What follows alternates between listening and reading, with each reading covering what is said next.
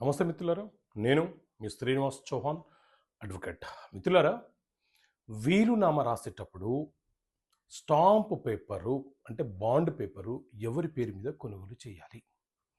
So మిత్రులారా, వీలునామా అనంటే ఎవరైనా ఒక వ్యక్తి తన పేరు మీద ఉన్నటువంటి తన కష్టార్జితమైనటువంటి ఆస్తిని తన తదనంతరము ఆ ఆస్తి ఎవరికి చెందాలో రాసే ఒక డాక్యుమెంట్ని వీలునామా అని అంటారు. సో సాధారణంగా చట్ట ప్రకారంగా వీలునామా అనేది తెల్ల పేపర్ మీద రాసిన చెల్లుబాటు అవుతుంది, బాండ్ పేపర్ మీద రాసిన చెల్లుబాటు అవుతుంది, లేదా రిజిస్ట్రేషన్ చేసిన చెల్లుబాటు అవుతుంది.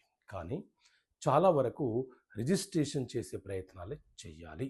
ఎందుకంటే రాసిన వ్యక్తి మరణించిన తర్వాత ఆ వీలునామా ఫేక్ అని, ఫోర్జరీ అని అవతల వ్యక్తులు ఆరోపణలు చేసే ప్రమాదం ఉంటుంది కాబట్టి.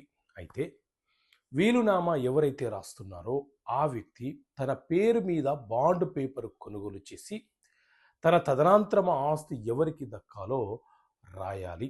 అలా రాస్తేనే మంచిది. వీలునామా రాసే వ్యక్తి ఒకవేళ హాస్పిటల్లో అనారోగ్యం పాలై ఉన్న సందర్భంలో వీలునామా రాయాలనుకున్నాడు అనుకోండి, ఆ సందర్భంలో డాక్టర్స్ నుంచి మెడికల్ ఫిట్నెస్ సర్టిఫికేట్ పొందాలి. ఎందుకంటే చట్ట ప్రకారంగా వీలునామా ఎవరైతే రాస్తున్నారో ఆ వ్యక్తి మానసికంగా, శారీరకంగా ఆరోగ్యవంతుడై ఉన్నాడు అని నిర్ధారణ జరగాలి. కాబట్టి ఆసుపత్రిలో ఉన్నప్పుడు మెడికల్ సర్టిఫికేట్ పొందిన తర్వాత రాసిన వీలునామాలే చెల్లుబాటు అవుతుంది. వీలునామా రిజిస్ట్రేషన్ చేసినా చెల్లుబాటు అవుతుంది, చేయకపోయినా చెల్లుబాటు అవుతుంది. కాబట్టి వీలునామా రాసేటప్పుడు తస్మత్ జాగ్రత్తగా ఉండండి. సో ఇలాంటి అంశాలు మీకు తెలియపరచడానికి చట్టపరమైన సమస్యలకు పరిష్కారాలు అనే పుస్తకాన్ని మీ ముందుకు తీసుకురావడం జరిగింది.